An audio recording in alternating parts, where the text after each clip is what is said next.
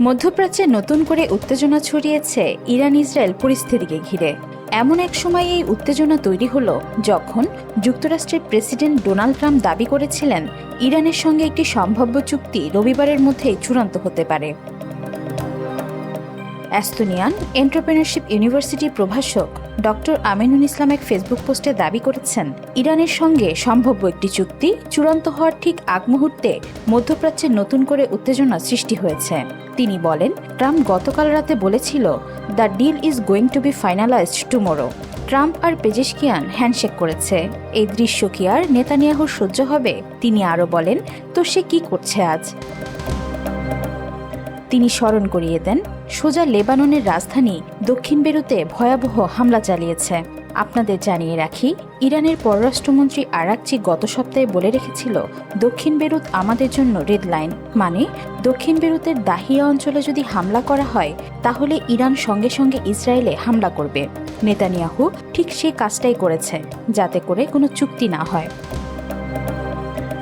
Doctor Aminul ইসলামের post অনুযায়ী হামলার পর ফক্স নিউজকে ট্রাম্প বলেন, লেবাননে সংঘটিত প্রাণঘাতী হামলার জবাবে ইসরায়েলের বিরুদ্ধে কোনো হামলা না চালাতে আমি ইরানকে আহ্বান জানাবো।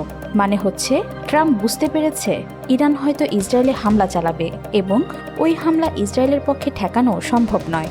এখন আমেরিকার সকল সংবাদ মাধ্যমে ট্রাম্পের এই কথা ব্রেকিং নিউজ হিসেবে চলে এসেছে। এরপর তিনি বলেন, এখন প্রশ্ন হচ্ছে, ইরান কি এটা মেনে নেবে? তিনি আরও বলেন, স্কাই নিউজের সামরিক বিশেষজ্ঞ বলেছেন, ইরান কেন ট্রাম্পের কথা শুনবে, যেখানে ইসরায়েল এবং নেতানিয়াহু ট্রাম্পের বন্ধু হয়েও ওর কথা শুনছে না। তিনি বলেন, আমি নিজেও বুঝতে পারছি না ইরান কোন দুঃখে ট্রাম্পের কথা শুনতে যাবে। যাই হোক, ট্রাম্প নিজের সামাজিক মাধ্যমে এসে লিখেছে, ইরানের সঙ্গে একটি শান্তি চুক্তি প্রায় চূড়ান্ত হওয়ার পথে আছে। এমন সময় এই হামলা হওয়া উচিত ছিল না। এই প্রসঙ্গে তেহরান বিশ্ববিদ্যালয়ের অধ্যাপক মারান্ডির মন্তব্য তুলে ধরেন ডক্টর আমিনুল ইসলাম। তিনি বলেন, অধ্যাপক মারান্ডি তার পোস্ট করে প্রশ্ন করেছেন, তাহলে কি চুক্তি হয়ে যাওয়ার পর হামলা করবে? একই সঙ্গে মার্কিন সামরিক বিশেষজ্ঞ ও অবসরপ্রাপ্ত কর্নেল ডগলাস ম্যাকগ্রেগরের বক্তব্য উদ্ধৃত করে তিনি বলেন, ম্যাকগ্রেগর বলেছেন, এই চুক্তি হলেও কোনো লাভ হবে না যদি ইসরায়েলকে থামানো না যায়। তিনি বলেন, এই অবস্থায় চুক্তি হওয়া কি আদৌ সম্ভব? ডক্টর আমিনুল ইসলাম আরও দাবি করেন, প্রস্তাবিত চুক্তি সম্পর্কে ইরান এখনও চূড়ান্ত সিদ্ধান্তে পৌঁছায়নি। ইরান বেঁকে বসেছে। এ অবস্থায় ইরান কি আজ রাতে বদলা নেবে? তারা কি ইসরায়েলে হামলা করবে নাকি ট্রাম্পের অনুরোধ শুনে এবারের মতো ইসরায়েলে হামলা করা থেকে বিরত থাকবে? আমার তো মনে হচ্ছে ইরান হামলা করবে। সাধারণত ওরা যা বলে সেটাই করে। একই সঙ্গে চুক্তিও হয়তো হবে এই সপ্তাহের যে কোনো দিনে। দেখা যাক কি হয়। ডক্টর আমিনুল ইসলামের প্রশ্ন, মধ্যপ্রাচ্য কি বড় কোনো সমঝোতার দিকে যাচ্ছে নাকি নতুন করে বড় ধরনের সংঘাতের দিকে এগোচ্ছে? এজন্য বোধ করি আমাদের আরও কিছু সময় অপেক্ষা করতে হবে। তবে একটা কথা বলতে হচ্ছে, সাম্রাজ্যবাদী আমেরিকার প্রেসিডেন্ট এখন প্রকাশ্যে বলছেন, আমি ইরানকে রিকোয়েস্ট করব যাতে ইসরায়েলে হামলা না করে। এই একটা বাক্যই বুঝে নেওয়ার জন্য যথেষ্ট, ইরান এই যুদ্ধে শুধু জয়ী হয় নাই, নিজেদেরকে এমন অবস্থানে নিয়ে গেছে যে ওদের শত্রু আমেরিকান প্রেসিডেন্ট এখন ইরানকে রিকোয়েস্ট করতে বাধ্য হচ্ছে। বল এখন পুরোপুরি ইরানের কোর্টে। সিদ্ধান্ত ইরানই নিচ্ছে।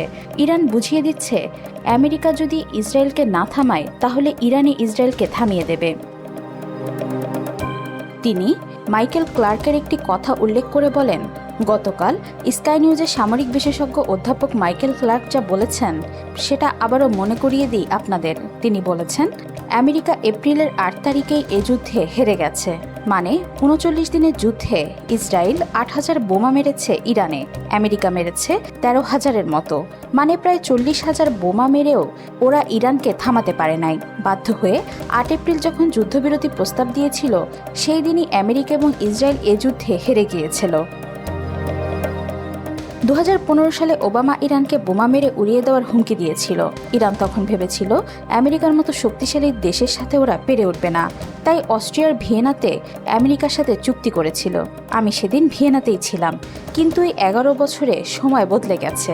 ইরান প্রযুক্তিতে অনেক এগিয়ে গেছে। 40,000 বোমা হজম করেও ইরান দেখাতে পারছে যে আমরা এখনও টিকে আছি এবং মাথা উঁচু করে বেঁচে আছি। তিনি বলেন, ইরানে হামলা করে আমেরিকা তাদের সবচাইতে বড় ভুলটা এর মাঝেই করে ফেলেছে। ইরান এখন জানে বোমা মেরে তাদেরকে দমানো যাবে না। আপনি যখন একবার এটা বুঝতে পারবেন, তখন পৃথিবীর কোনো শক্তি আপনাকে আটকাতে পারবে না।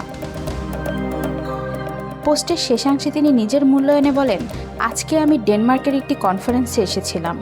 প্রায় সকল বিশেষজ্ঞ একই কথা বলছে, ওরা কোনো সাধারণ মানুষ নয়।